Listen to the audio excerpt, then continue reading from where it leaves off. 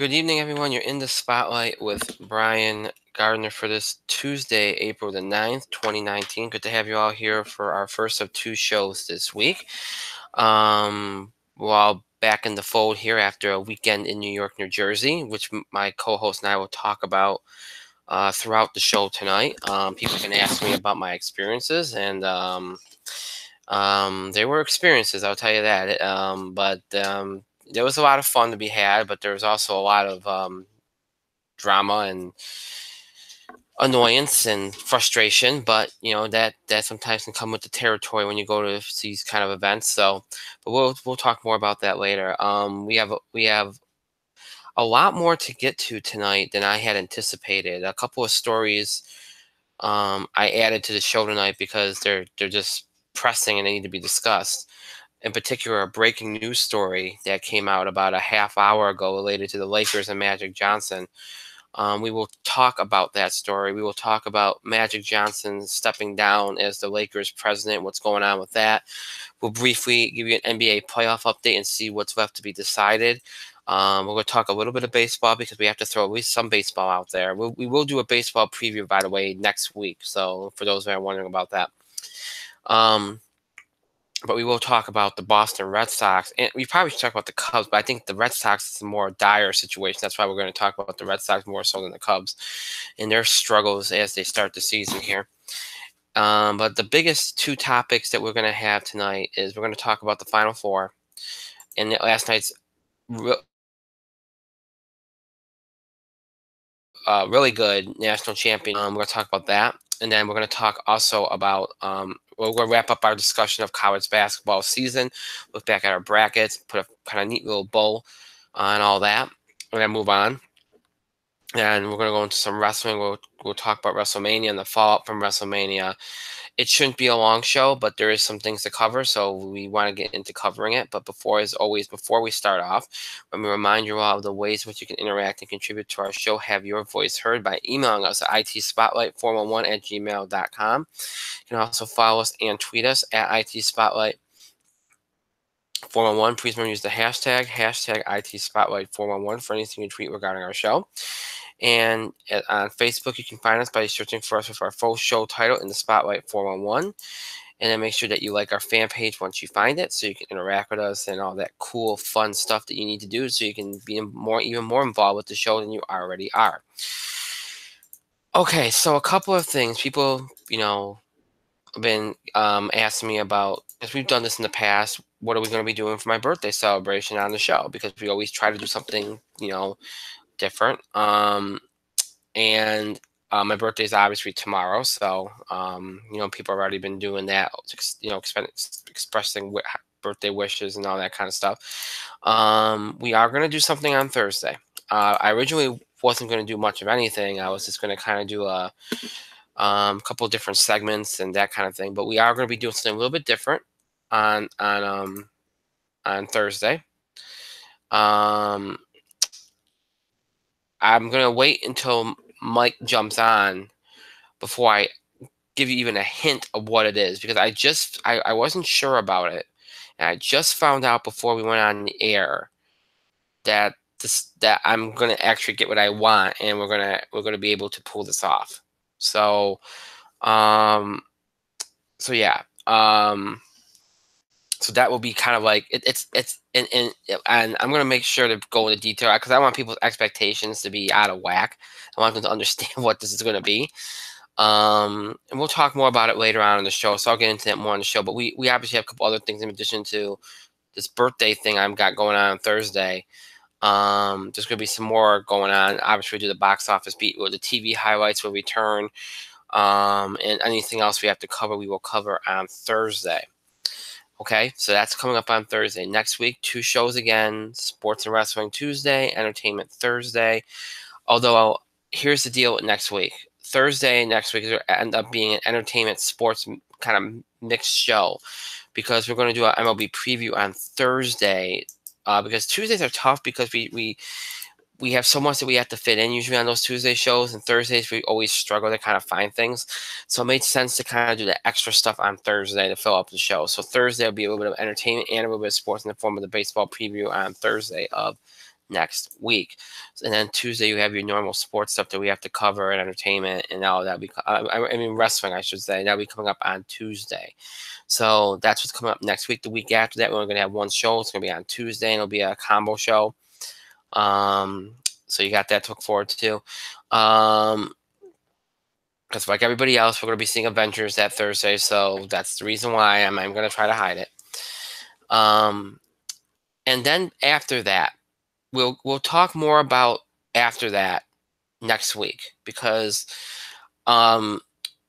starting with the first week of May, we're going to start some transitions and some changes, building up to our big kind of reboot, if you will, which I'm validating the date on right now. So we'll get more into that probably next week, because I'll have a little bit more information about it next week. But yeah, so we'll get more into what's going on beyond the end of April next week.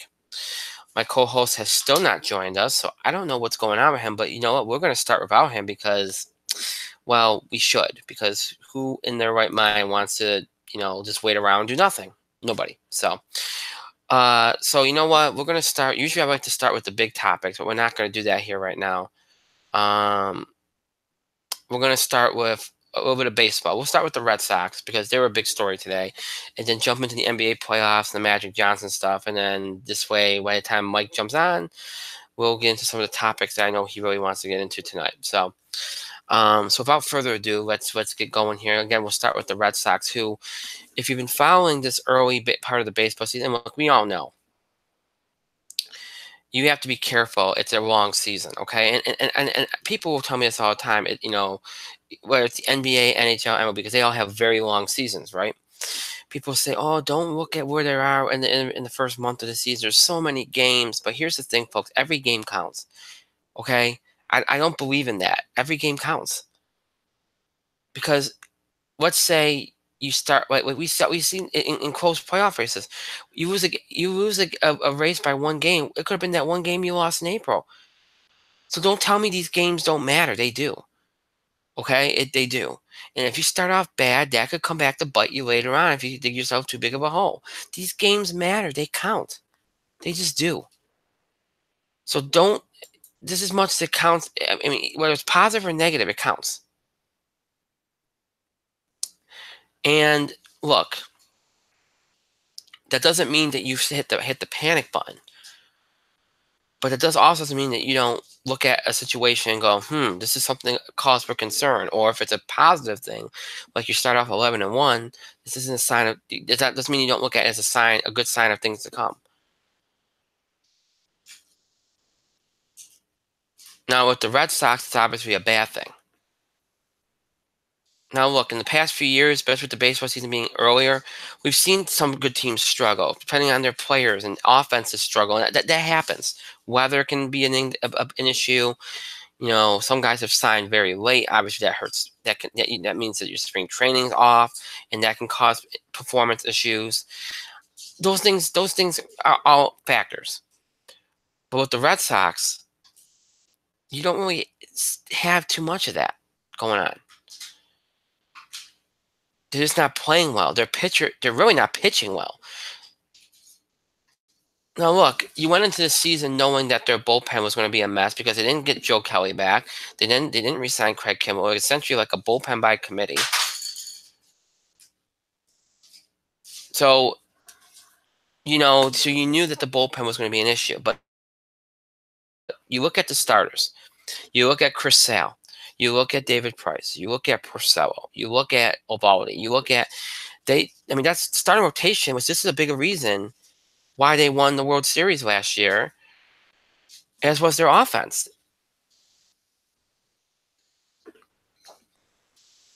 Their 2, 3, and 4 guys were better than anybody else's last year in terms of performance in the playoffs. And so far this year, their pitching, including and it's most probably especially by Chris Sale, has been terrible. Chris Sale's not throwing as hard. And today he might have been throwing hard, but his location wasn't there. And he said he has never been more lost on the mound today. Now, if you remember last year, Chris Sale had injury issues to the point where a lot of us wondered what you were going to get out of him in the playoffs. And he surprised us. He pulled it together. He even closed out games for the Red Sox in the playoffs last year. It was crazy.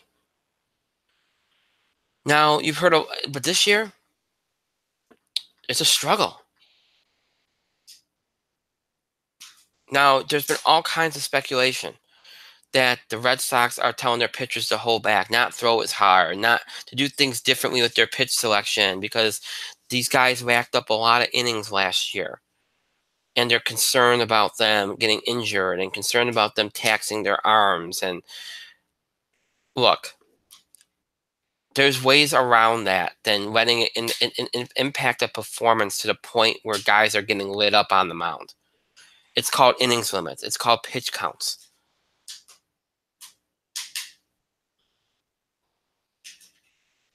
There's things that you can do.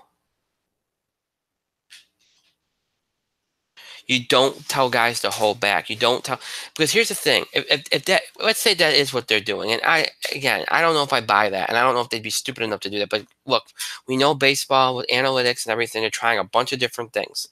Okay, let's say they hypothetically are doing that. The Red Sox are now 3-9.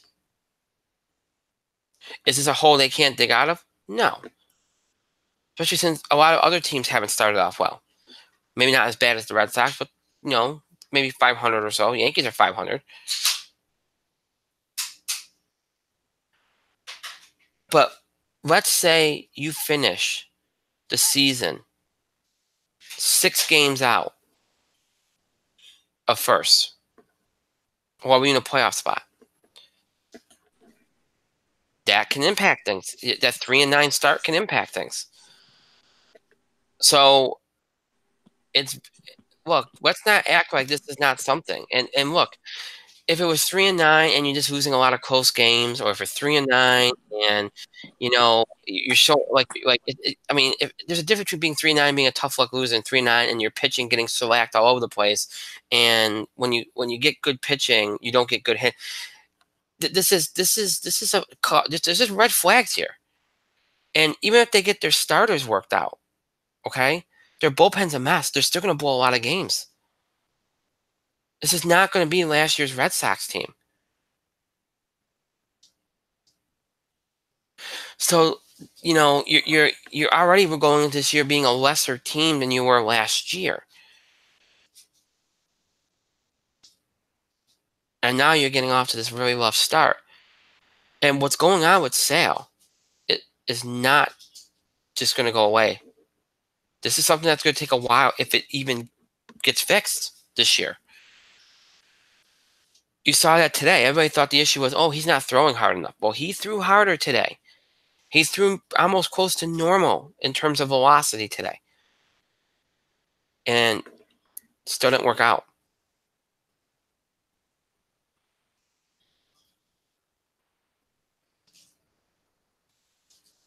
Still didn't work out. It's a problem. And that, to me, is the biggest red flag. The bullpen, we all knew about it, and that's a red flag to what we knew about it. We did not expect Sale. And if we did expect Sale to be off, we didn't expect him to be off to this point, to this level. I think the other guys are already kind of showing signs of coming around, to at least the point of being decent. The Sale thing is really disturbing, because even if the Red Sox get it together enough to make the playoffs, if they don't fix Chris Sale, they ain't winning. They ain't going anywhere. And for many people, there's going to be some fans out there that say, well, who cares? They won the World Series last year. It's the Red Sox. Of course they care. And here's the other thing. This is the end of their window. A lot of these guys are going to be done after this year. A lot of these guys are going to be hitting free agency. I mean, they did re-sign Xander Bogaerts, but a lot of these guys are going to be gone. To me, the Red Sox window closes after this season. That's why it's important that, if they're going to make one last go, this is it. For probably at least maybe 2 or 3 years.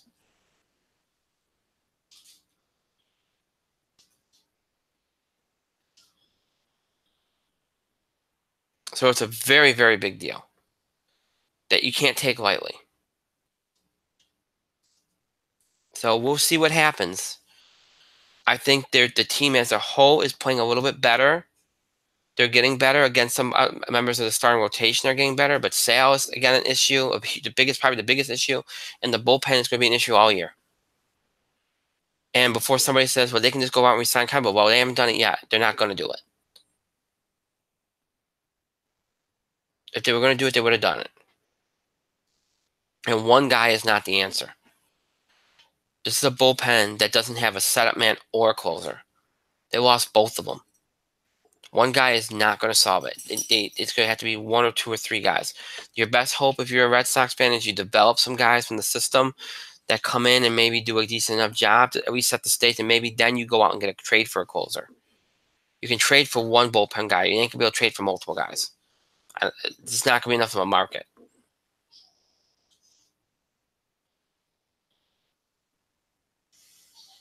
So that's just where it stands right now.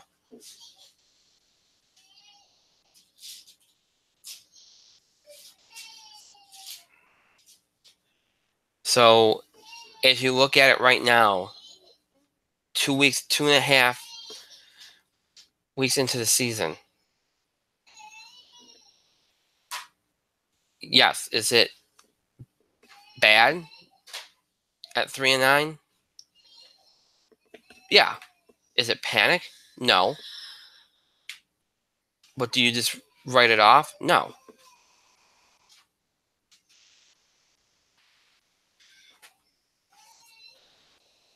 But you don't take it lightly, and oftentimes people will take it lightly. Oh, it's April. Or if you're on the flip side, if you're 9-3, oh, it's only April. They matter. They all matter.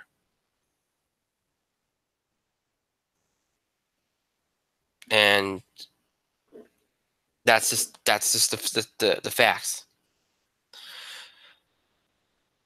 All right, so I just wanted to again, that's the only baseball story we're going to do, the Red Sox stuff, and I started with that because Mike wasn't here.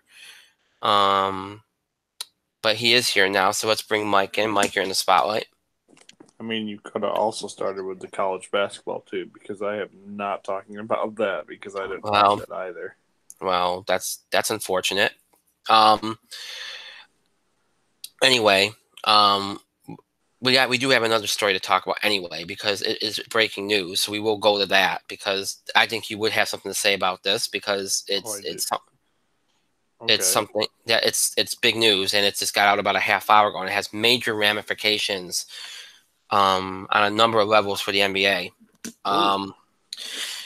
Magic Johnson did an impromptu press conference about 45 minutes before he went on the air, stepping down as the president of the Lakers. Oh my. In the recent day, obviously there have been talks for a number of weeks about Luke Walton being fired.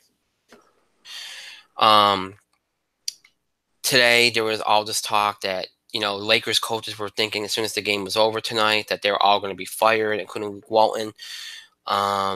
But then all this stuff got out about how Magic Johnson and Luke Walton haven't had a meaningful conversation in weeks. And there was a lot of talk about there's other issues with the Lakers. And, well, today Magic Johnson steps down as president of the Lakers. I'm going to paraphrase. He was tearful. He said he wants to have fun again. He didn't feel comfortable. Basically, he gave you an impression he didn't feel comfortable in the position. He didn't like being a go-between between Jeannie Buss and Luke Walton. The feeling you got is that he knew that Jeannie Buss did not want to get rid of Luke Walton, and he didn't want to be in the way of that because he obviously felt differently.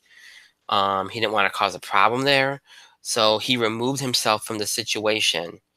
And he even said after doing so that now he feels he can do a lot of the things he wants to do with players and actually say what he really wants to say. This is again paraphrasing, but this is the gist of what he said in the press conference tonight. So with this in mind, this means that Luke Walton, there's not going to be any firings tonight because obviously the team president just stepped down tonight. That doesn't mean that they're all safe. But if what's been said is to be believed, that Jeannie Buss did not really want to get rid of Walton. And now Magic Johnson is gone. to me means that Luke Walton's going nowhere. That would make much sense. Unless whoever she brings in as a president kind of gets in her head and says, look, we got to do something here. Which, look, I agree that they need to get rid of Luke Walton. I did. That, to me, was the right call. Because there's issues on this team, and he clearly could not solve them. But, look, it doesn't look like that's going to happen now. Now, here's the other part of this. What happens with LeBron James? Because LeBron James insisted upon a meeting with Magic Johnson to even sign with the Lakers. And now Magic Johnson is no longer the team president. So what does this mean now? There's already rumors that LeBron might be asking for a trade. This whole Laker season, what a complete and utter mess. It's brought out the worst in LeBron in the last couple months. It's been, some like players like Rajon Rondo, it's brought out the worst in. It's just been a complete mess. Some of these young players, you don't even know, like, you don't even see the potential in them anymore, except for maybe Kuzma. That's it. There's been injuries. It's been a train wreck of a season for the Lakers, who at one point were poised to be the 3 or 4 seed in the West back in December before all the injuries hit. And now, team president steps down, head coach, we'll see what happens there. You might be losing LeBron. So the Laker fan that thought a year ago that they were on the precipice of returning to glory, and now there's also a story out there that Anthony Davis apparently preferred Luke Walton stay on as coach. So if that's the case, was that the reason why Jeannie Buss did not want to get rid of Walton? Because it's been said for a while now that Magic Johnson was not keen on making a lot of the tough decisions when it came to big trades and stuff like that. A lot of layers here. Mike, what do you got to say? I don't even know how to react to this. He was there for 2 seasons. Just 2. Yep. Well, I guess Luke Walton and his people are probably safe for the time being. Magic Johnson pretty much laughed and said, I'm not going to be here. He wants to go back to his role as being the ambassador and the big brother figure that everybody likes and goes to. He didn't even tell Jeannie Buss before he did it. Nope. So he's going to maybe go back to being, well, it'll be a long time before he's the ambassador again. Let's just go back to saying that. Yep. It might be a while. So it is. So the Lakers are a bit of a dumpster fire. Let's just call that spade the spade. It's a dumpster fire. So a pretty bad one. If LeBron doesn't leave, they might end up with Anthony Davis. But that's about it. Because Anthony Davis didn't resign, right? No. In fact, I want to point this out to you. You know what he did tonight? Because I think this is the last night of this regular season. Mm-hmm. He showed up at his last game for the Pelicans, because it's going to be his last game. Yeah. Wearing a "That's All Folks" shirt. Mm-hmm. Yep.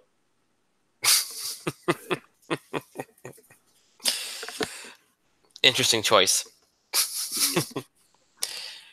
By the way, there's also this. Apparently, there's a report out there that the Lakers teammates became distrustful of LeBron James over Anthony Davis trade talks. over LeBron James. They said that they felt like Lakers young players reportedly lost trust in LeBron because they felt like he was betraying them because he was pushing for Anthony Davis, and obviously the Anthony Davis trade would have resulted in a lot of those young players being traded to New Orleans. So Yeah. LeBron pushing that in the press and behind the scenes, they kind of thought he backstabbed them because when he showed up to the Lakers, he was all about these young guys. He wanted to play with these young guys. And then a few months later, here he is basically acting like, oh, I want Anthony Davis. I don't care who we got to get rid of. Yeah, apparently that's a thing. Yeah, apparently it's all over the place. That's a big story now too. That's the reason why the team chemistry suffered. So That they're distrustful of the best player in the league. um, Okay. let me put you this way. All right. Well, I'm not going to say that. Giannis is probably the best player in the league. The chemistry wasn't there before LeBron started asking for Anthony Davis trade. Yeah. So let's call that spade.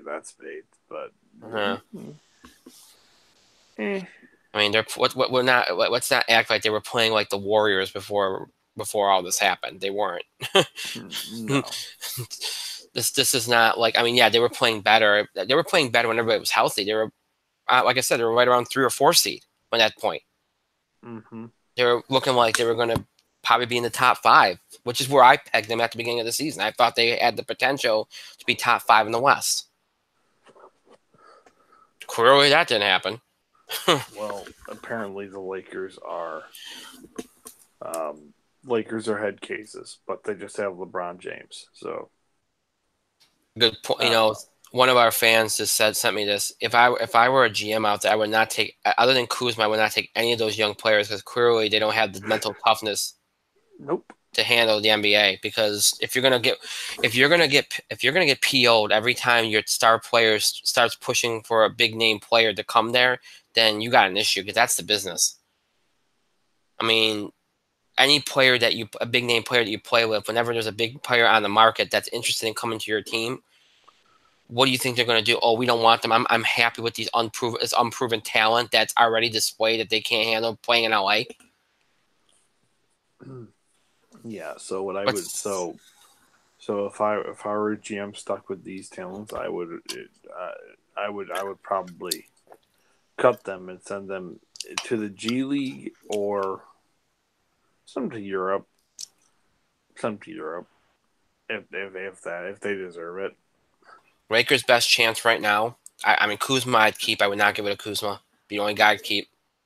Yeah. I would throw these guys out there in packages and try to get some draft picks. Yeah, sounds about right. Try to stock up the draft, maybe get some young players that actually, have some upside potential, and restock and go from there. Yeah. That would be my thing, because you're not going to get anything of value for them in the league because they've already shown their potential is drained. What are you going to get in the league from? So you can try to just stock up some maybe second-round picks or something like that. See what you can get. Sounds about right. That's all I can think of in regards to that. But yeah. But anyway, yeah, you're right. The Lakers' major dumpster fire. This is gonna be an interesting saga to watch now during the playoffs. Yeah, well, they're not in the playoffs, so no, but it's gonna be it's gonna cast a pall over the entire playoffs. That's all you're gonna be talking about is the Lakers now. Like, that's the sad part is you got a lot of potential in these playoffs, a lot of new teams, a lot of interesting teams, and the Lakers now overshadow everything because everybody's gonna be wondering where does LeBron James go because he's not in the playoffs. So this stuff can take on a life of its own now. Mm-hmm. Although LeBron did do some good things tonight, he narrated a package for Dwayne Wade, who had his last night in the NBA tonight. Apparently, the tribute video apparently is very emotional. He had 30 points tonight in his Miami finale. That's cool. So look. We all know how great and respected Dwayne Wade is this season. He's been a class act. The way he was treated, there's a reason why he was treated the way he was. That's a guy that will be very much missed in the game. Him and Dirk, both of them will be very much missed in the game because of how classy they are and how good of players they are and how much they gave to the league. And I'm glad that they were both celebrated. And it's a cool thing. It's a cool thing to see. So, yeah, so good for them. And I figured Wade was going to have a big night. Kind of that's what happens when it's the last game. You hold everything back and you just let it all come out. What's this about John Wall might not come back next season? John Wall tore his Achilles. Mm-hmm. I don't know what's going on with that. Well, he's injured. That's what's going on. I know, but yeah, but him saying not going to come back. That's as far as the playoffs go, because this is the last night. Most everything's been clinched at this point. Even the Nets, who everybody thought was going to come down to the last day, clinched. The East, Milwaukee is going to be the 1. That is clinched. Toronto is going to be the 2. That is clinched. Philly is going to be the 3. That is clinched. Boston, the 4. That is also clinched. 5 is going to be Pacers. 6, the Nets. I believe that is clinched, or if it's not clinched, it will be because they're tied with the Magic. So they're going to be the 6 or the 7. But the next probably will be the 6. Magic right now the 7 and 8th spot. Looks like it's going to be the Pistons. Although the Hornets and the Heat are a game out. But I think from my understanding, this is it. So, yeah, I think that's it. So I think it's pretty much set. Detroit won tonight, so I think that's it. So yes, that should be your 8, which means that if it stands like this, Milwaukee plays Detroit, Toronto plays Orlando, Philly will play the Nets, and the Celtics and the Pacers will meet. That's actually an interesting series. So some interesting series is there. And look, we got some teams back in the mix. The Nets back in the mix, the Magic, Pistons, and obviously Milwaukee at the top, which has been a big surprise this year, and then Toronto doing what they did with Kawhi Leonard. So some interesting stuff on the east side, some fresh matchups, and on the west side, some very interesting things. Obviously, Golden State's going to be the 1 far and away. The Nuggets are the 2. The Nuggets have been a big surprise this year. Houston will be the 3, Portland the 4, the Jazz back in at the 5, the Thunder the 6. I think they could drop to 7th. I think the Spurs are only a half game out, and so are the Clippers. So there could be some moving and shaking there. Right now, the Thunder are the 6th, the Spurs are the 7th, and the Clippers are the 8th. So we got the 8 teams. So, obviously there could be some fluctuation between 6 and 8, but as it stands right now, the Warriors will play the Clippers, the Nuggets, the Spurs, which could be interesting, that series. Rockets, Thunder, which is very interesting. And then the Blazers and the Jazz, which I think those two have locked up a couple times in the last few years. So some interesting series there. And I think you could maybe see an upset with the Spurs and the Nuggets. I could see that. But so some good series to come here. And I think there's going to be an entertaining playoffs. And I'm not going to do a preview. We'll do that. We'll get into that next week. I know the series will have started by then, but I don't want to talk about it tonight. I just want to give you all a rundown of where we're at with that. So interesting stuff there, and we'll see next week. I'll get into some more of the playoff stuff and where we're at and make some predictions and stuff next week. So, but should be fun. A lot of some new teams in the mix and some big spots. So that's good to see. Good to have some different stuff going on in the NBA. So, all right. So let's get to college basketball, because that's where we need to be to start off here. And I know Mike doesn't have much to say, and I really don't have much to say other than the fact that, look, the NCAA should be extremely happy with the way this Final Four went. It could have bombed out.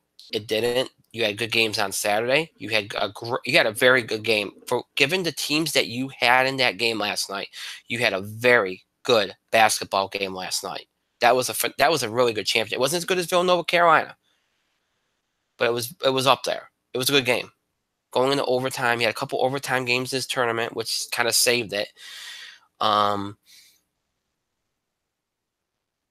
Looking back on it, and look, obviously you had the controversy in the Virginia game on Saturday, and that's a hard thing for me. At first, when I first saw it, I was outraged about the fact they called that and ended the game on that. But then when I look at and you look at the rule,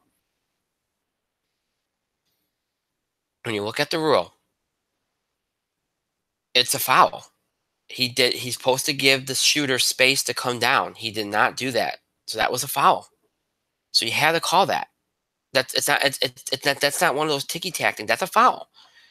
So in light of that, I think they probably made the right call. And look, it sucks for Auburn. Auburn's had a very bad, had a good run here, but they've also had a lot of bad luck, injuries, and you give them a lot of props. They played with Virginia, and they probably should have won that game. But like I said, sometimes you have to have a little luck on your side, and Virginia had it. And then the second game, which wasn't as much of a game, but Texas Tech just did what they do. They played very good defense, and they have explosive athleticism, which matches Michigan State and a lot of their strengths, and they pulled it off. And then you get a title game last night, which, you look at it, you got two defensive teams. The only difference between these two teams, I thought they matched up pretty evenly, was that I thought Texas Tech had more explosive athletic players. That was the only difference.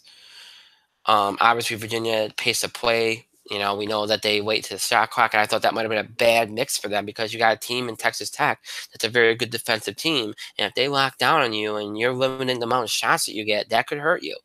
Ultimately, it didn't, and ultimately ended up being a higher scoring game than people expected.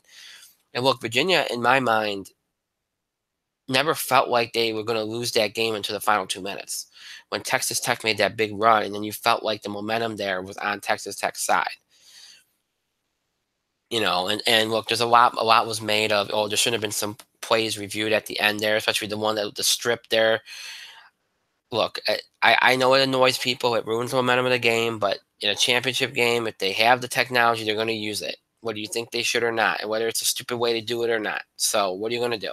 I don't always agree with it, and there was parts of that game at the end there that I didn't think they should have went to the review, but it is what it is. You introduced it, and now you can't do anything about it. Texas Tech had a chance to win before the end of the game. They didn't. And then once it got into overtime, Virginia just dominated. And Texas Tech, to me, looked like a team that almost looked spent in a way. And that's kind of how they looked. And also, Virginia clamped down on defense. And look, you've heard us on this show. We've been very hard on Virginia for years. And I got into some Twitter spats over the last 2 months about Virginia. And I had to eat crow because I didn't think they would ever do it. Even if the bracket opened up for them, I didn't think they could do it. And they did it. Kudos to them. They did it. And I said this on Twitter, and I'll say it again. I think they're going to be one of the few exceptions. I do not think a team like this will win again, at least for a long time. To do what they do, the style of play that they play, to wait to the end of the shot clock, to the efficiency and the way that they play, that it doesn't. We know it does not work consistently. It doesn't win you championships. We've seen so many teams play that way, and it doesn't work. And let's be honest, Virginia had to have a lot of luck on their side in this tournament. They should have lost to Purdue. They should have lost to Auburn. They could have easily lost last night. They could have lost to Gardner-Webb.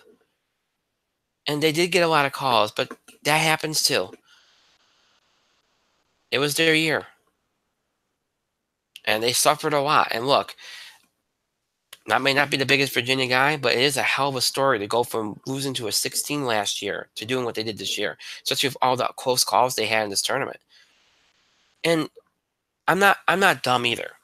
Okay, I know very well that if they had DeAndre Hunter in that game last year against UMBC, they probably would have won.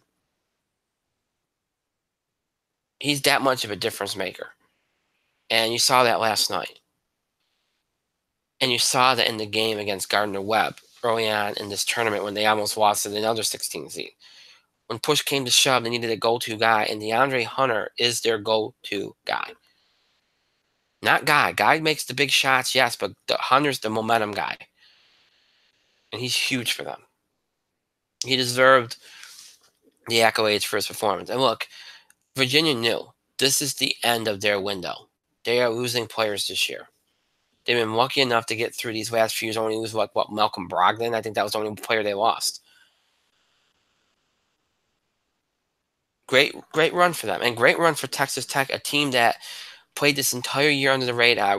Nobody, including myself, never gave them enough credit. They were a phenomenal team, and they're going to lose a lot of guys this year too. But I think Chris Beard's a great coach, and I think they're going to be back. I think they got a good program going in Texas Tech. And I think they're going to be a threat to Kansas. I really do. But Chris Beard, I think they will. So look, the NCAA got very lucky because this ended up being a very good Final Four, even though the teams they wanted to be there weren't there, and the Elite Eight was good. So that this tournament wasn't great. There were a couple overtime games around the way, including last night, but the back end of it was good from a competitive basketball, interesting, compelling standpoint. It was. So they lucked out. And look, this I think that's a microcosm of this season.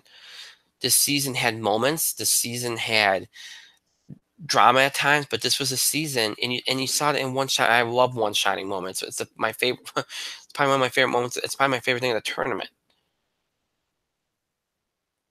And as much as I love one shining moment, still get chills and tear up. That clip package last night was all Duke and Zion Williamson. Which makes sense. It makes sense, but I said this on Twitter. Look, I love Duke. I love Zion Williamson. But that was the problem with the season. The coverage ignored so many other stories. And they tried to catch up with it after Duke got knocked out. And by that point, nobody cared. Like I remember even on Selection Sunday, you're looking at it seemed like there was no interest in discussing anything other than Duke and Zion. And look, that's not the way this should be. College basketball is not like that. Normally, you do have other players, and maybe that was the problem. There was nobody else this year except for Duke that had those players, those lightning rod players. Like, it's all I do. Usually, there's like two guys that the whole country talks about, two big guys, and there's a bunch of other guys, right? That didn't happen this year. And I think that was problematic because the NCAA put college basketball put all their hopes on one guy and one team to carry this entire season. And there were a lot of other teams out there that deserve recognition. A lot of other teams out there that had compelling storylines going on. You saw UCF early in this tournament and how compelling they were. That's just one example. This was just a weird year in college basketball. There were a lot of great games. There was great play. There were some great races in terms of tournament, in terms of like conference races and everything. Some great tournaments. The tournament itself wasn't great, but there were some great games. The ending of the tournament I thought was great. But you condition people from the start of the season to only care about Duke and Zion Williamson outside of their own teams, so that anything else was going to pale in comparison. That's why I said, in a way, I was kind of glad that they were out because I actually found ways to enjoy this Final Four from a basketball standpoint. And next year, I kind of look forward to college basketball getting back to what it is. Yes, you do have these elite level players that come through. The Carmelo Anthony's, the Zion Williamson, but it needs to be a balance. Focus on other things too. Because when you don't, you almost become a detriment to your own sport. It makes everybody else think that nothing else matters. And yeah, I understand Duke and Zion Williamson being all over one shining moment, but to that extent, I mean, they got knocked out in the Elite Eight. Hell, there's 2 games before that they could have gotten knocked out in.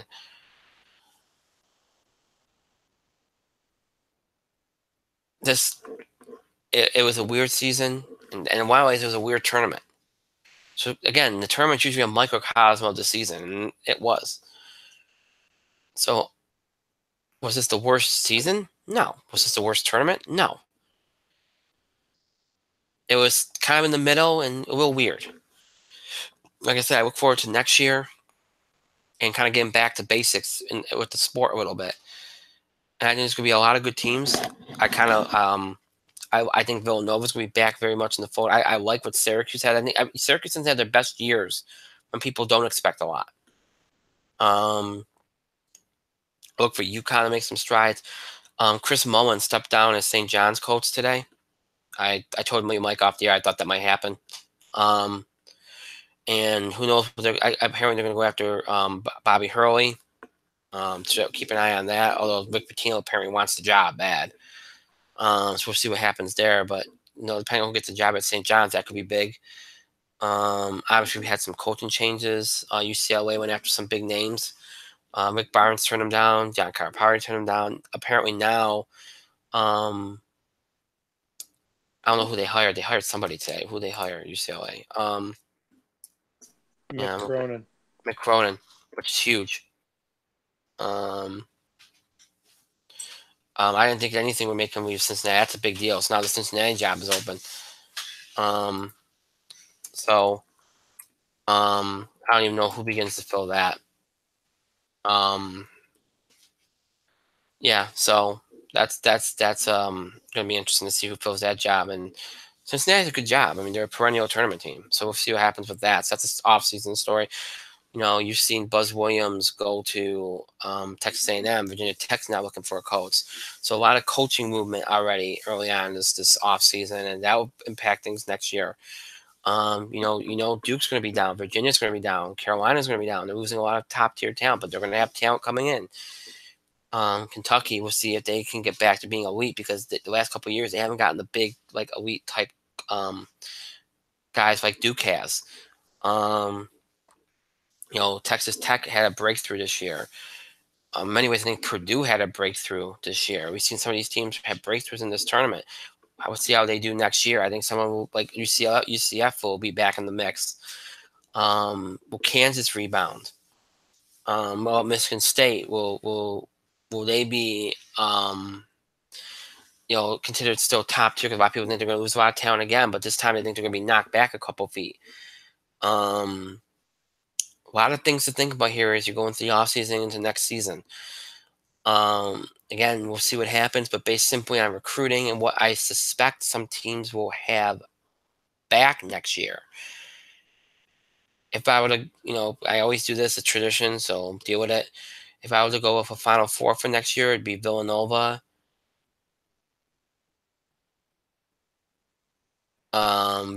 Kentucky,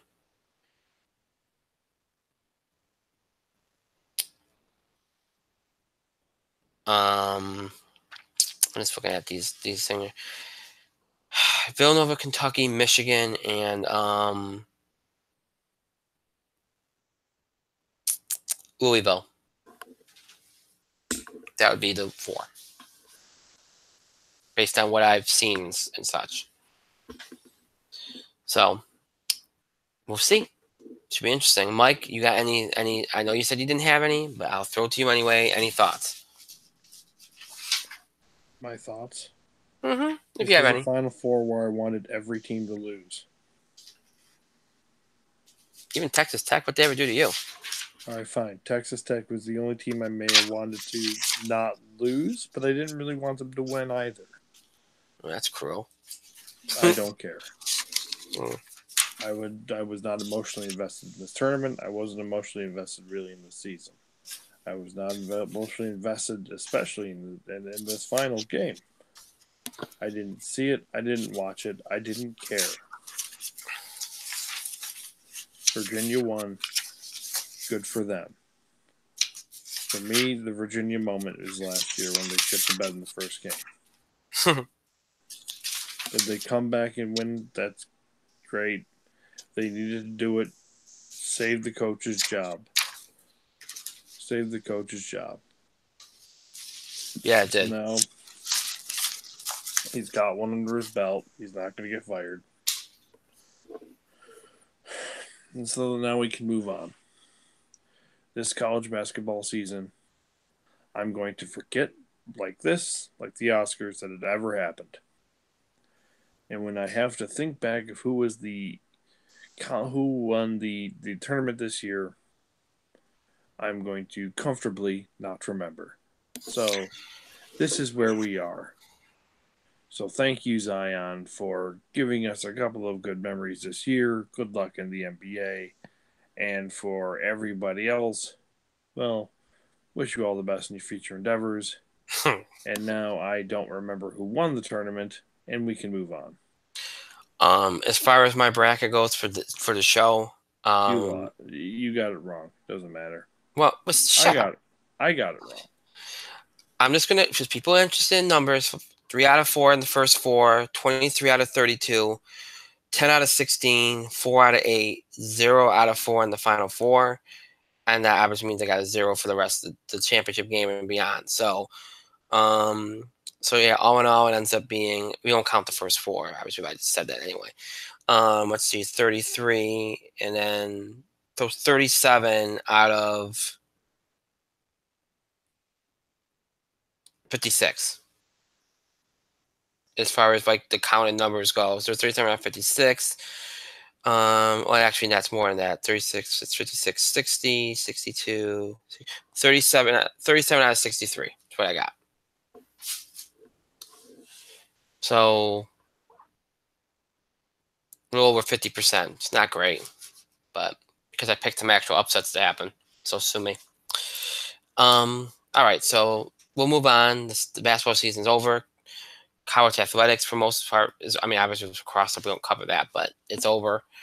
So now it's just strictly baseball season, NBA playoffs, which, again, I think the NBA playoffs will be interesting. So, so we move on to, and that's all we got as far as sports goes. So we move on completely out of sports now into wrestling, and obviously this was a huge week in wrestling, as me and Mike can attest to, because we were actually, we were at the biggest wrestling event of the year, WrestleMania, which was quite the experience. I'm sure you would agree.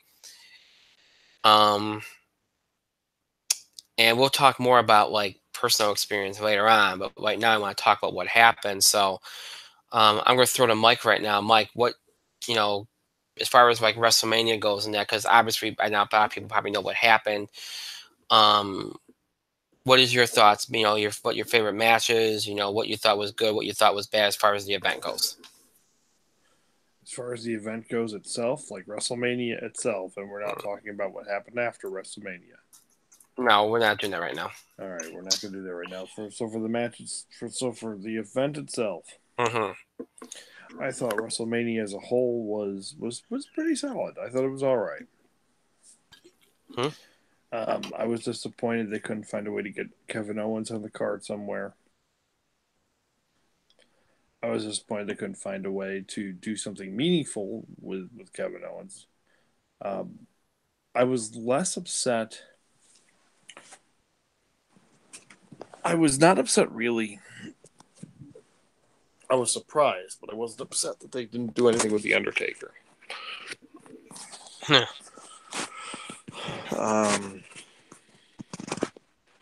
Let's see.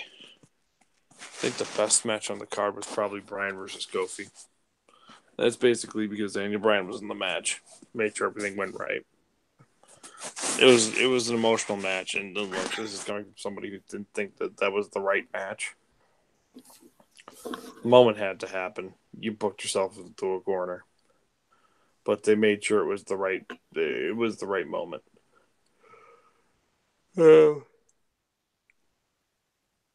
I thought Rollins versus Lesnar was legitimately surprising. I legitimately marked out for it. I was very excited. I lost my voice. I thought it was great. I thought the women's main event was fine. I thought it was fine. And I think that match would not have been half as good if Charlotte wasn't in the match. If she was the one holding everything together like glue. I think the finish was botched.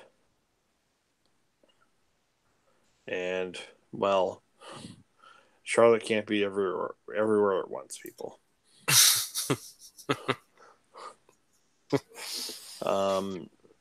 But I think the match, the result was Becky always going over, but Becky can't be everywhere at once, people. But the feeling was the match, the show itself was fine. It was okay. Okay. But we're only talking about the show, so. Well, I'm going to be quick because you covered kind of.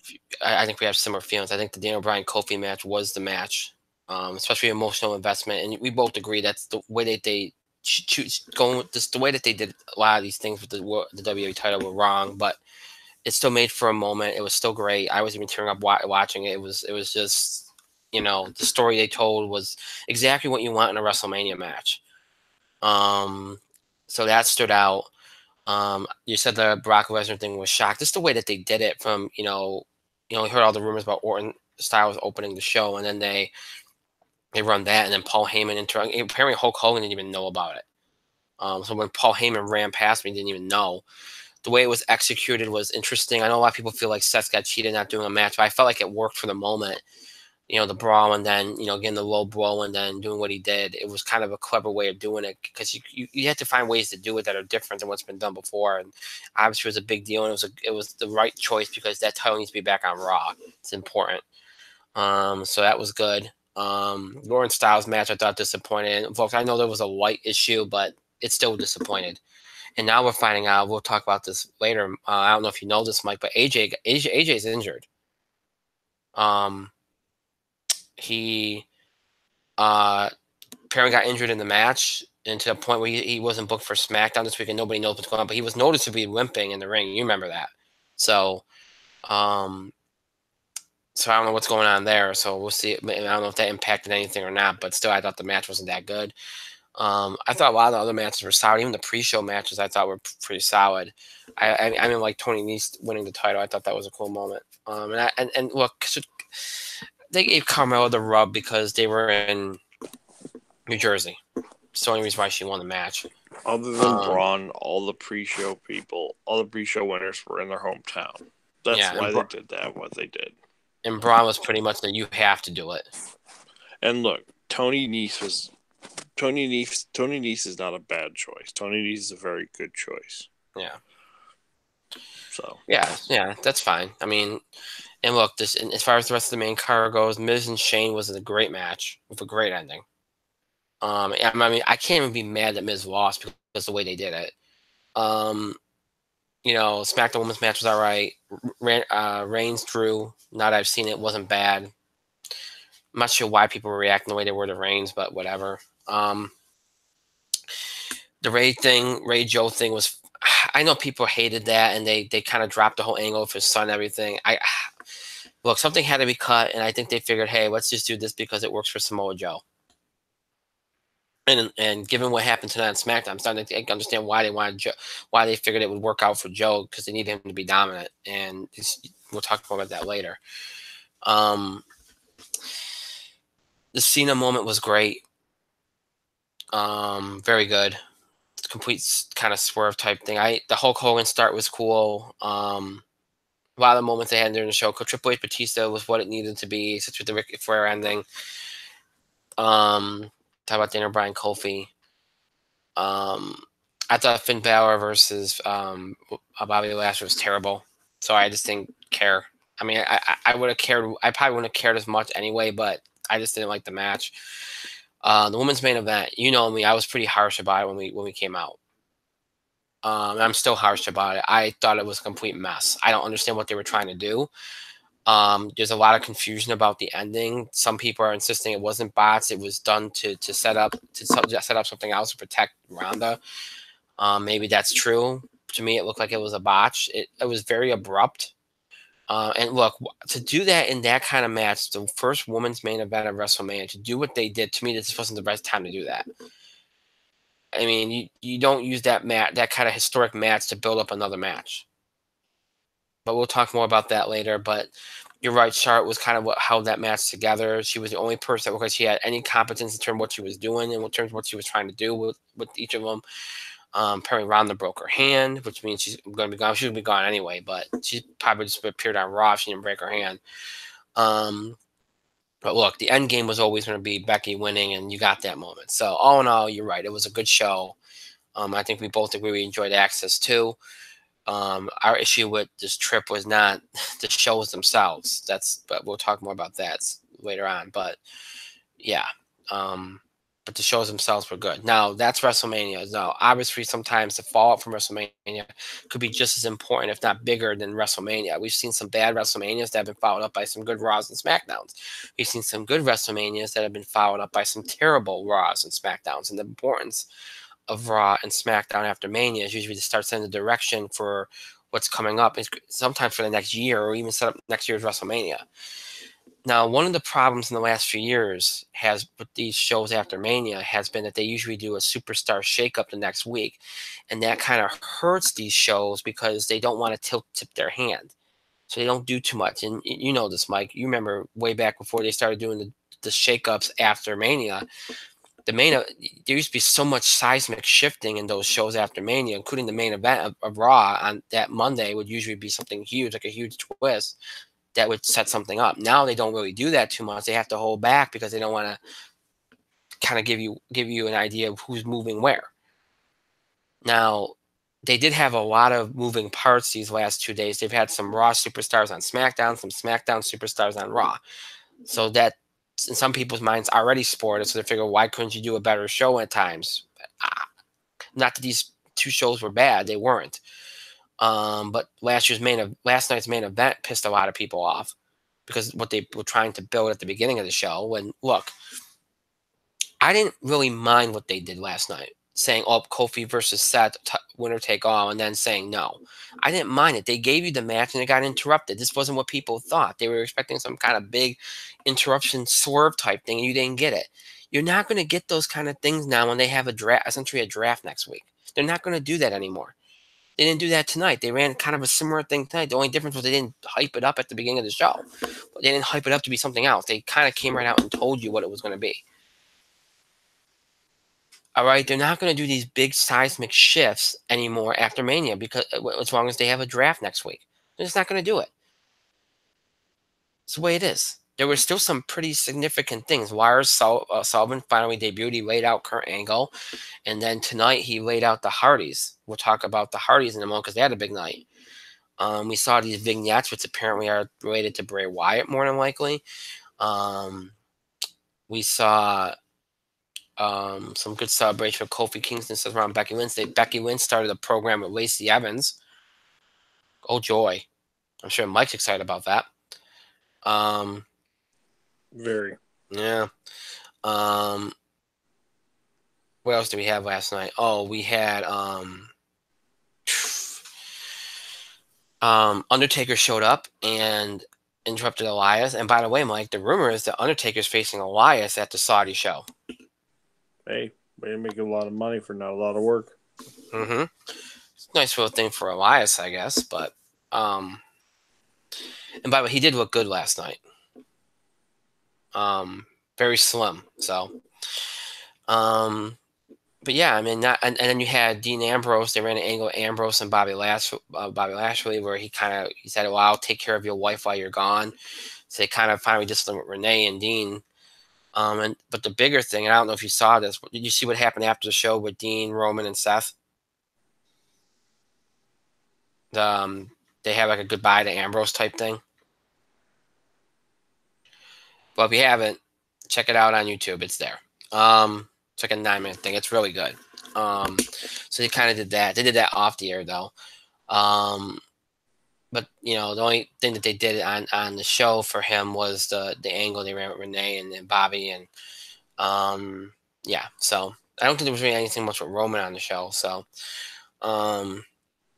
Alexa Bliss returned to the ring and beat Bayley. She was supposed to beat Sasha Banks, but there's something going on there which we'll talk about. And more importantly, and I'm sure it's the only thing that Mike cared about last night on Raw, Sami Zayn in his promo.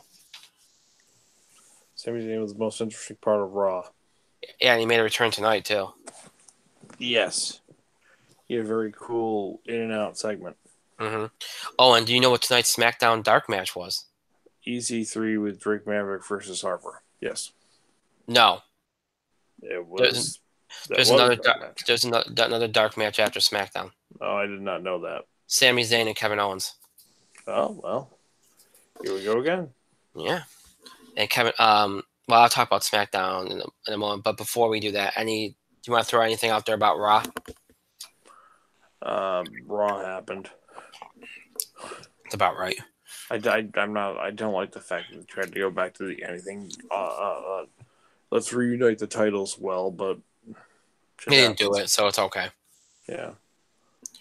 They gave the bar nuclear heat. Mm-hmm. To the point where they were saying shut the F up tonight for them. So that was good. Mm-hmm. Yeah, Raw was very uneventful except for like the Wires thing and Lacey Evans and that kind of stuff. SmackDown was more interesting tonight. The Hardys won the tag titles off the Usos. And got immediately beaten up by Lars, yes. Mm-hmm. Kevin Owens did a stunner to Rusev. Anybody have any idea why? I don't know. You had the main event, which was pretty uneventful. Just a way to give Kofi over, I guess. But it's still cool to see New Day celebrating. My most interesting thing was, and didn't I tell you that after Mania that they'd probably move Braun to SmackDown and feud with Joe? Probably, yes. There it is.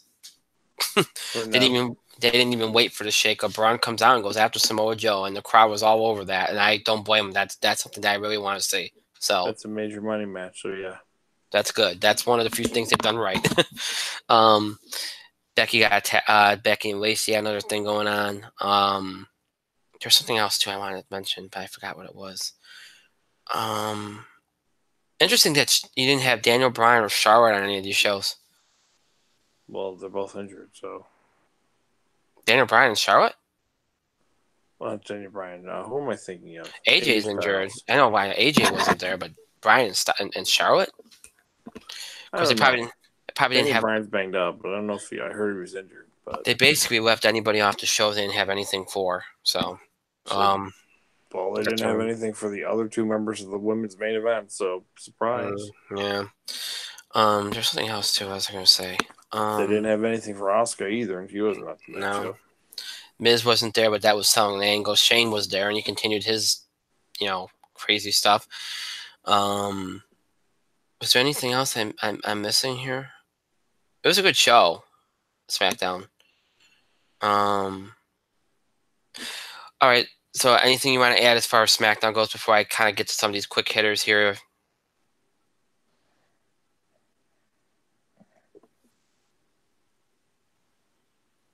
Did you hear me?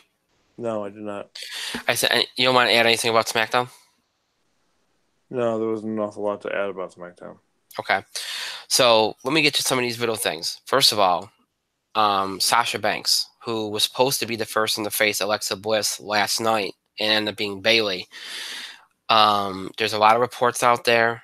Something's going on with Sasha Banks. What that is, the report. This is speculation. Nobody's confirmed this, but there's been some speculation that she had a total meltdown at Raw last night to the point where she attacked somebody. To the point where I don't know if she injured him or what, but they sent her home. And she was supposed to have a personal appearance on Wendy Williams today. She had to cancel that, which apparently they're pissed off about, Wendy Williams show. She's been making some vague, cryptic comments on Twitter. There's speculation and rumors that they're sending her and Bayley to different brands next week. And that's what's caused this. There's also talk that the original plan for last night was for Bayley and Sasha to work a handicap match against Alexa Bliss and for Alexa Bliss to beat them. Mike, you know that she has heat with Alexa Bliss. And she got into it with Alexa Bliss yesterday on Twitter to the point where she blocked her, or one of them blocked the other. I'm not sure which one did it. So something's going on here. Nobody knows what we're looking at here. Now, I can buy her being upset about losing a handicap match to Alexa Bliss, especially if it's followed up by, hey, you and Bayley are going to be on different brands. And they lost their tag titles at WrestleMania. And she's also somebody that for years said that she wanted to be in the first ever women's main event at WrestleMania. So Sasha's not having a good run here. So maybe she did, have a total, kind of boiling point moment. Mm-hmm. Sounds about right for her, if you think about it. Again, The meltdown's not confirmed. All that's confirmed is she canceled her personal appearance. She said that something's going on.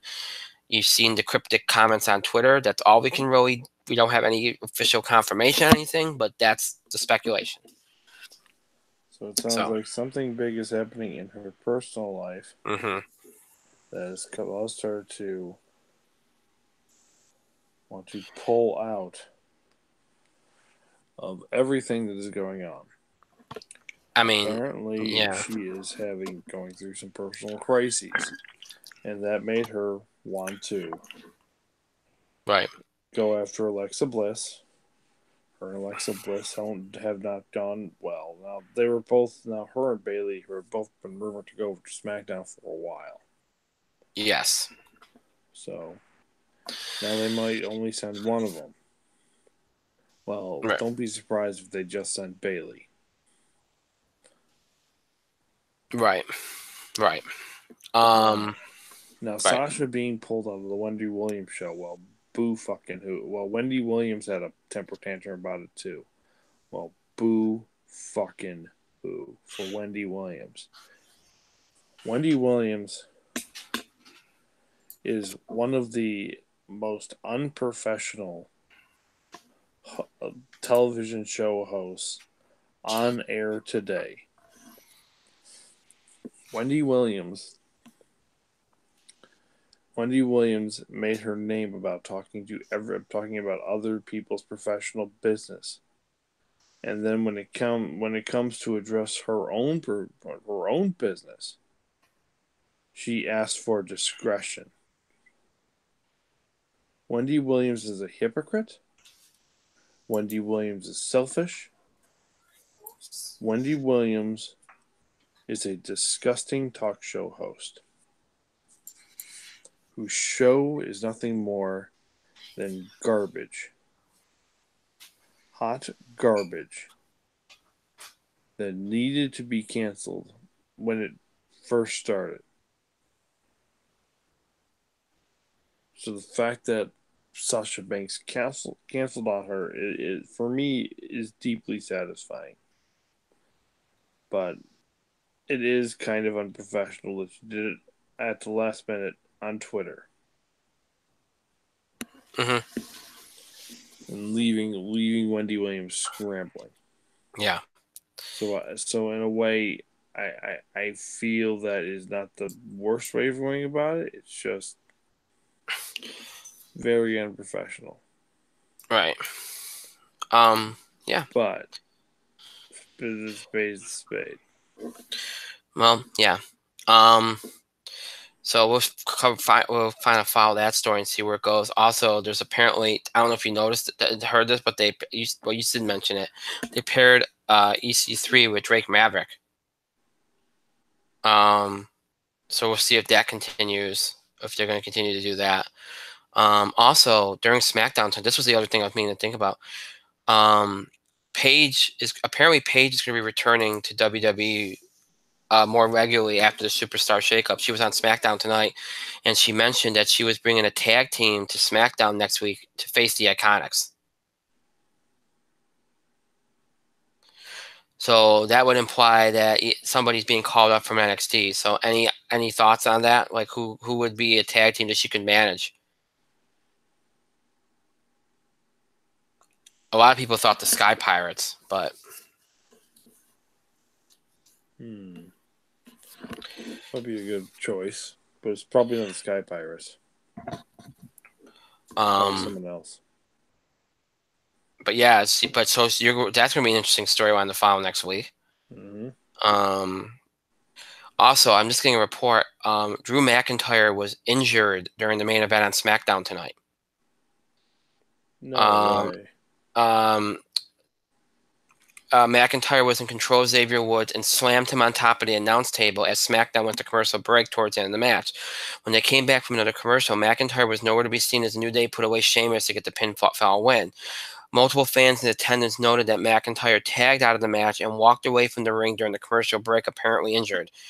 According to one of the correspondents, Drew tagged out, waved his arms around for a few seconds. as if he was brushing someone off that was trying to talk to him, and then walked around the ring to the back. He did not walk up the ramp, but took the pathway next to the stage that led to the backstage area. He walked on his own, but appeared to be hurt. So we'll see. That comes from a correspondent at Wrestling Incorporated. We'll see if that, see what happens. Hopefully it's not anything too bad, because there are some plans in the works for Drew, I think, here. So, also one more thing.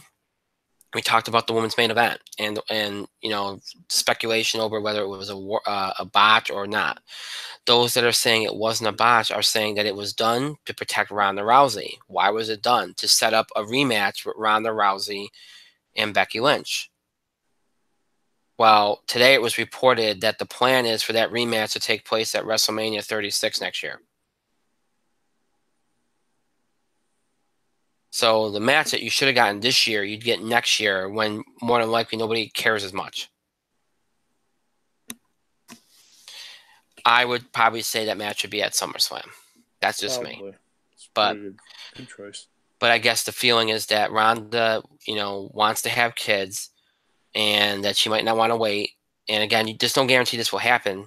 But because the match last year at this time was Charlotte versus Ronda Rousey, straight up. But here's the thing, okay? So basically what WWE is banking on is that she's going to get pregnant right away and in 9 months have this baby and be back in time to work Mania next year. That's an awful lot to expect. There's no guarantees she's going to get pregnant like right this second. And she also has a broken hand. Let's chill. I think they should be a little bit more, whatever. And look, I mean, I don't mind doing that match. I don't mind the rematch. I just think, look, if you're going to do that rematch, you talk to Ron and say, look, are you willing to work SummerSlam? We'll do the rematch there, and then you can go away for a while. That's what I would do, but that's just me. Also, WWE fired, not this, I mean, I don't think this is a big deal, but Dasha Fuentes today. No idea why, but they did. So she's a ring announcer and backstage interviewer. So no idea why. So yeah. What was I gonna say? Oh, we know Batista retired, but that's old news. Mm-hmm. So no shocks there. No shocks there, folks. This else I was gonna say. Oh, somebody asked us, well, what did you think of the Bret Hart situation? It was what it was. It was a horrible thing that should never happened, and the guy sounds very delusional. And thankfully, you had people that responded quickly, including Das Wilder, who was really quite the defender in that situation. So yeah, there's really not much you can say about that other than the fact that it ruined an otherwise good moment. You feel bad for Natalya because of the year she's had. This seems like one thing after the other.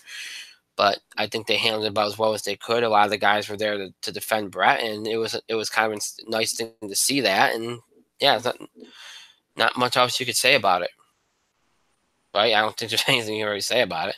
Nope. So I got punched. So yeah, pretty epically. Mm-hmm. So now, before we sign off, two things.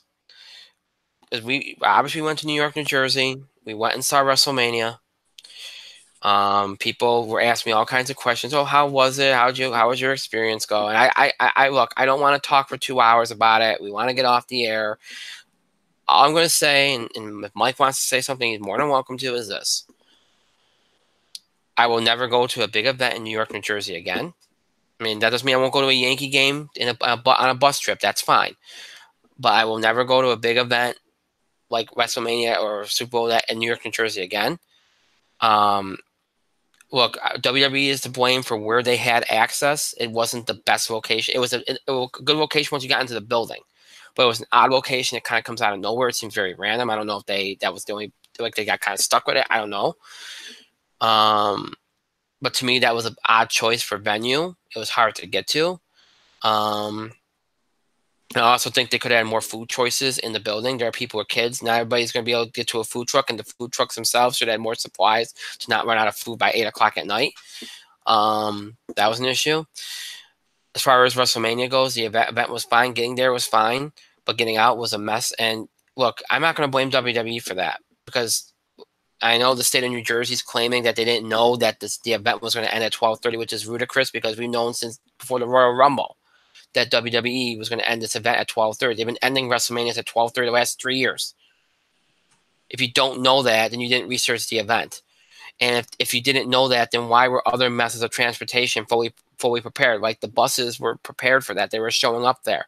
So the buses knew, but nobody else knew. The transit authority knew, that the trains didn't know. And Uber should be ashamed of themselves for the way they handled the event.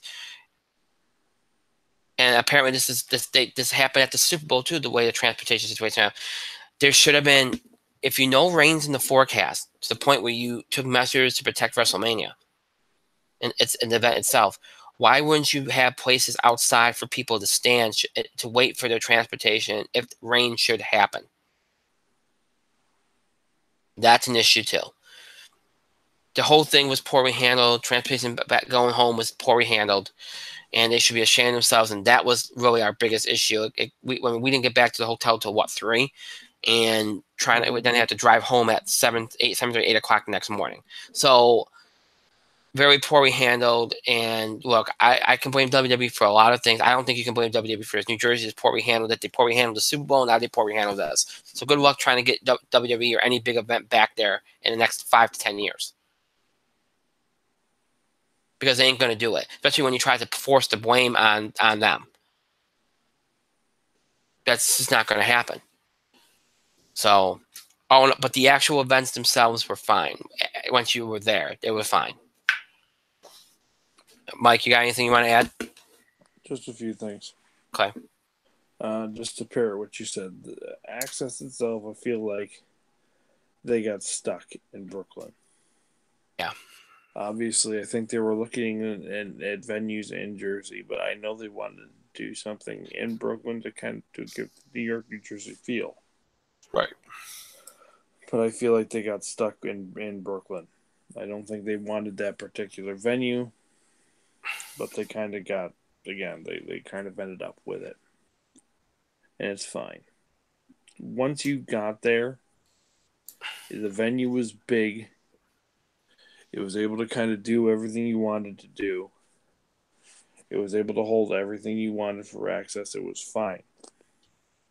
It was just the food options were miserable. There were no natural food options around the arena or near the arena.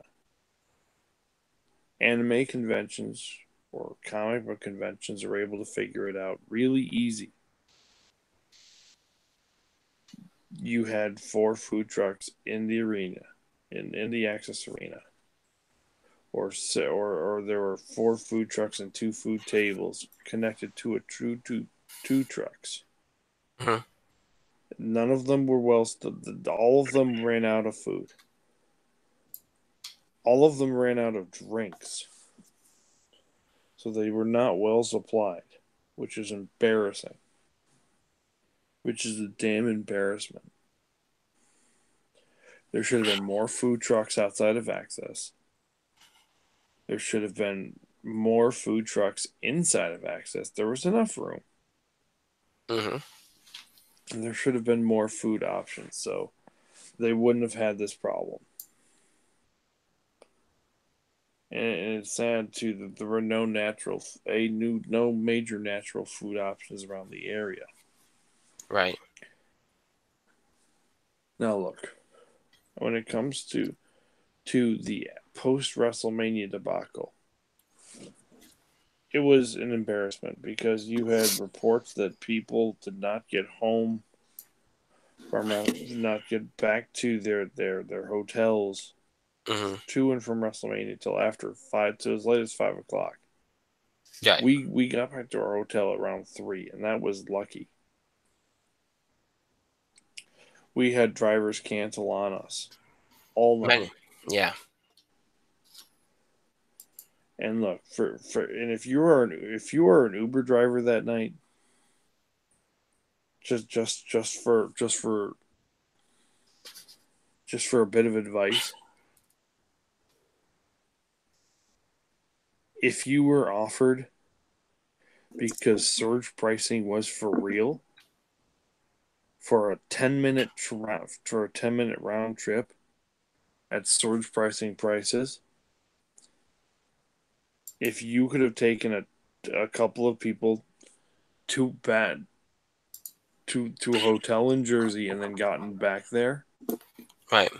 and then taken a long trip, you would have made double your money Mm-hmm. instead of blowing your load on long trips to New York and back. So I feel like a lot of the Uber drivers did not play it smart. Right. Uber, because there were Uber representatives there, did not play it smart. It was very bad. Surge pricing for Uber and Lyft was abhorrent. It was terrible. There was price gouging going along. There were several articles quoted today and yesterday. And to be fair, they were absolutely right. Absolutely right. That was absolutely going on.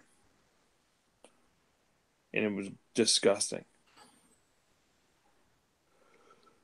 Pardon me. I don't have very much more to say. Um, We were lucky to get back to our hotel when we were. And look, New Jersey, blame WWE, and I'm going to say this: WWE is partially to blame for this. You were nice to them. WWE is partially to blame because at this point there's no reason for WrestleMania to go 7 fucking hours. wow. There's no reason for WrestleMania to end at 12 fucking 30. Right. That's fair. That's fair. There's no reason for WrestleMania to end at 12:30. Period. No reason whatsoever. WrestleMania could end at 11:30 and people would have had enough time to get home fine. Wow. WrestleMania could have ended at 11 and there would have been enough time. It would have been fine. You start the show a little earlier. It's fine. If you want WrestleMania to go 11 or 7 fucking hours, then get everybody in the building at 4, start the show at 5, and go from there. Go Yeah. from Wow. there. WrestleMania does not need to go to 12 fucking 30 at night. Honestly, So, they don't. Yeah. so I don't care if you have the fucking network. It Right. doesn't need to go that late. Cut the It, show. it's not even just the timing. You're draining the crowd. The crowd can't sit for 7 hours. You don't even do that for a sporting event. Why would you make people do that? So you know what that New Jersey Transit is probably they were on that note. It was possible they were possibly right. Why No, would you end the show at 12:30? But the fact that they were claiming they didn't know that's is all. total bullshit. Because Sports Illustrated had the story weeks in advance. Everybody knew. And here's the thing though, Mike. They even if let's say hypothetically that the event ended at 11:30, which is probably the proper time for it to have ended, right? Sure. Let's say that happens. They effed up the transportation thing so bad that people still probably would have been there till that late because of Oh the way yeah. it was handled. So it wouldn't it just you would have started the process an hour earlier. No, you Like, would have started. No, I mean, you kind of jumped to my point. mhm, So while WWE does share some blame, and by the way, WWE's statement was so laughable, they were better off just not putting one out. yeah, I saw it. Yeah, you're right. It was embarrassing. They were better off just not putting one out. But the but the fact that they didn't know that it was going to end that late was stupid as shit. Yeah. Everybody knew the WWE was going to end the event that late. They knew that they can go over that late because fucking New York City federal regulations. Excuse me, New York City runs past those regulations every goddamn night. They have trains running that late. Period. I digress. Mm-hmm. I digress. They had this problem with the Super Bowl. Yep.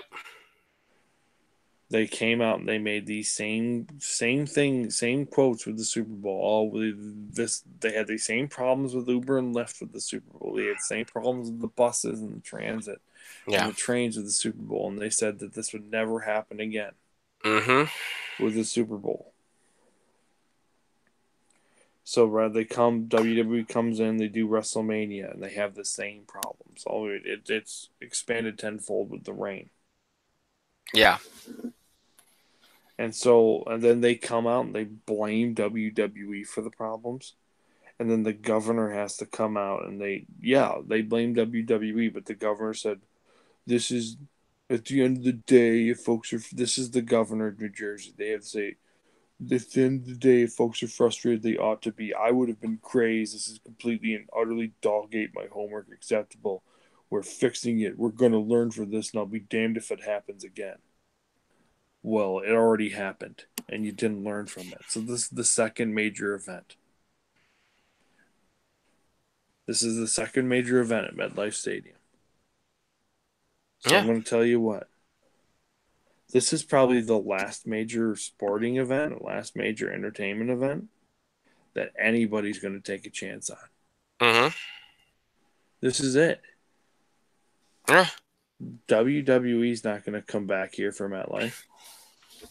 WWE's not going to come back here for this. They're going to use Brooklyn. They're going to use Barclays. They love using Barclays. If they ever repair their relationship with the Garden, they'll use Madison Square Garden again, but they'll never use it. It'll be a long, long time before they bring WrestleMania back, and they might not use MetLife again. They may never use MetLife again.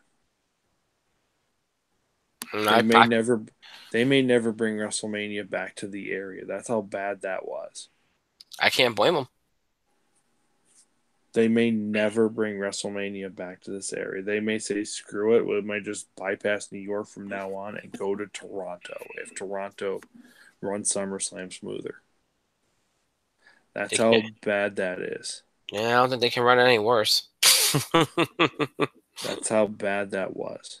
Yeah. WrestleMania started in New York City. And they may bypass New York City and New Jersey from now on to run it in Toronto or anywhere else. Yeah. Because it was that bad. And New Jersey did not learn from its mistakes. Yeah. No, they clearly didn't. They did not learn. So you know what? This is the statement that you went out. It was bad enough that the transit system went out. This happened, and then they blamed it on WWE. Right. And to be fair, it is partially WWE's fault. To your point, I would say this, and just to wrap it up, I would say this. You're right. It does not have to be that long. It burns out. Look, it burns out the crowd. It really does. It burns out the crowd. Does. We experienced it. It does. And I would say this too. I know they want to get everybody on the card. It used to be kind of like think of it like the Hall of Fame. You put the stuff that belonged on the card on the card. You know, you culminated feuds and big angles and that, and it's your big end of the year thing. It's end of your year, right? It's your big penultimate moment, right? The stuff that deserves to be on there, you put on there. The stuff that doesn't. Because you know what you do? It becomes a goal to make it onto the WrestleMania card every year. If you just offer it up to everybody, then there's not the motivation. Like, well, they're going to find a way to get me on the card anyway. So why do I need to work hard? It motivates you if you know that there's only so many spots on the WrestleMania card. What gets me about that is back when the part timers were kind of dominating WrestleMania and taking up spots from a lot of the full timers, they kept the length of WrestleMania the same. But when the part timers started leaving, is when they started making it a longer show. Mm-hmm. That to me, that makes no sense. You would think they would have done that more, making it longer when there was more part timers, so they get more people on the card. Like you shouldn't be doing that now. Let these guys motivate themselves to get on the card. And that solves your problem. But you're right. They could start earlier. There's a lot of different things they can do. That is WWE's fault, yes. But trying to say it was because you didn't know what time they were ending at. That's the part that I don't get. Because that was pretty explicit, to be honest. And they were supposed to go longer than that, by the way. They cut down a lot of the matches. They were supposed to go longer. So there you go. All right. So we're going to wind down now, and then I got a little announcement to make at the end related to Thursday. So just hang tight on that for a second. So as always, the show might be yours. Let me have to stop interacting and contributing to our show. Continue to have your voice heard. You can send us your questions about the show, feedback about the show, topic ideas or breaking news on for sports, entertainment, wrestling you want us to cover. Feedback, questions, reactions on things we said on the show, things we talked about, any things you can do by email, Facebook, and Twitter, questions about the show and the scheduling show, any of these things you can do by email, Facebook, and Twitter. You can email us at itspotlight411@gmail.com. You can also follow us and tweet us at itspotlight411. Remember to use the hashtag itspotlight411 for anything you tweet regarding the show. And then, of course, on Facebook, just search In the Spotlight 411 on Facebook, and then make sure that you like our fan page. So follow us on Facebook and Twitter so you can interact with us, know what's going on with the show, scheduling, all that important, interesting, fun stuff that you will want to do because it adds to your experience with the show and all that, and other important things too, including knowing what's going on with the show. So you have two ways to keep up with the show and look back at classic episodes. You can either stream us anytime on YouTube, just search In the Spotlight 411. And when you do, be taken to our show page on YouTube, where you'll have access to every episode we've ever produced since we joined YouTube back in October 2015. So all the stuff was available for you to stream anytime you want. Just head over to YouTube and search In the Spotlight 411. If streaming's not your thing, we prefer to listen to us rather than see us, or listen to us on the go. You're interested in older episodes of the show. If any of that applies to you, check us out on our main host sites, Podbean and iTunes, and search In the Spotlight 411. And when you do, you'll be taken to our show page on both sites. We'll have access to every episode we've ever produced in the over 8 years we've been doing the show. So every episode from our original Blog Talk Radio run, every episode from our Talk Shoe run. All of our YouTube episodes transferred to audio format for your convenience. Every episode we've ever done is in audio format for your convenience on Podbean and iTunes. Again, every episode in order from the most recent, that being tonight, way back to the oldest, way back in October 2010. So whether you miss an episode, want to check out an episode again, want to check out an episode from way back when again, or check out an episode from way back when for the first time, or just keep up with current episodes in any which way, you know, all that and more on our main host sites, Podbean and iTunes. Just search In the Spotlight 411. So Google Plus YouTube, Podbean, iTunes, again, Google Plus YouTube, Podbean, iTunes, your ways to keep up the show and look back at classic episodes. To search In the Spotlight 411 and to search In the Spotlight 411. I want to thank Mike for being here tonight. Thank you, Mike. I'm going to bed now. Thank myself for another great show. Pat myself on the back, and thank all of you for your continued support and contributions to the show. Thank you so much for watching. And to those who will be watching, listening later in archive to this, thank you to you as well. That is it for tonight. Good to be back. I have a little announcement. I mentioned this at the beginning of the show that we're going to be doing something special for my birthday on Thursday. My birthday is actually tomorrow, which in 1 day will be my birthday. In 1 minute it will be my birthday. And I said earlier that I wasn't going to really do anything special for the birthday on the show. Like this would be something really small, like a couple of different segments or something. Obviously, we have other things to do on Thursday too, including box office, BTV highlights, that kind of stuff. But now I have an announcement to make. I was thinking about what things. I was talking to some people off the air, and you know, they said, "Well, what are you going to do for your birthday?" And I said, nothing different. We're going to do a couple, maybe different segments, some special segments I'm just interested in. Go, well, you always do something for your birthday. And last year was kind of underwhelming. I'm like, well, I don't really have any idea what to do with our current setup for my birthday. So, but I felt like I should do something. Like I felt like I was letting people down. So I started thinking of ideas, and I said, well, you know, it's not an anniversary of the show or anything like that. So why don't I reach out to some people that we've had on the show over the years, and you know, that's a very small list of people, right? to see if maybe shot in the dark, maybe they'll come back, or maybe we can have some fun with them. So I reached out to the film elitist, didn't answer me back. And I know how to do that. Leave comments in certain places and that, and didn't work out. And then I reached out to somebody else who was once a part of our show, who I have not spoken to in, God, it has to be at least over a year, maybe 2 years. I can't even remember. And I did not think I was going to get a response, because I think I reached out a while back and not got any response whatsoever from him. So I thought maybe he changed his email, maybe his contact information is the same, maybe he's in prison. I don't know. Okay. Well, right before I got on the air tonight, which is the reason why I was late, and it's the reason why I didn't acknowledge that I was late. Right before I went on the air tonight, I received a message from this person, and they apologized for being out of touch. They had a lot going on in their life, and that they would really like the opportunity to give us an update on what they've been doing and where they've been, and you know, that kind of thing. So, as a birthday gift, kind of like a birthday celebration for me in a way, a special birthday deal segment we're doing on Thursday, you will see the return of Jeff Tech on Thursday.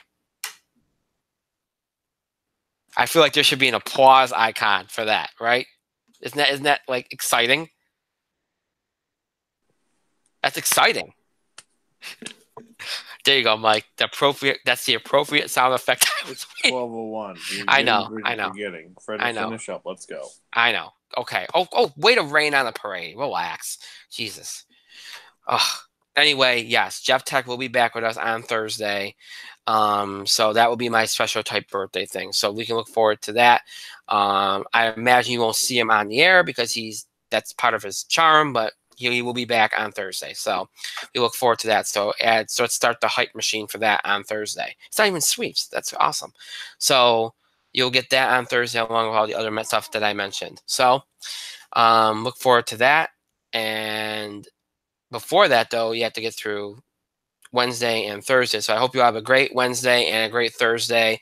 We'll see you back here Thursday night for our next show, 10 o'clock Eastern time. Again, the return of Jeff Tech and all the other stuff that we have to get through. And thank you for all the birthday wishes. I hope you enjoy the day. So until Thursday, good night, everybody. Talk to you on Thursday.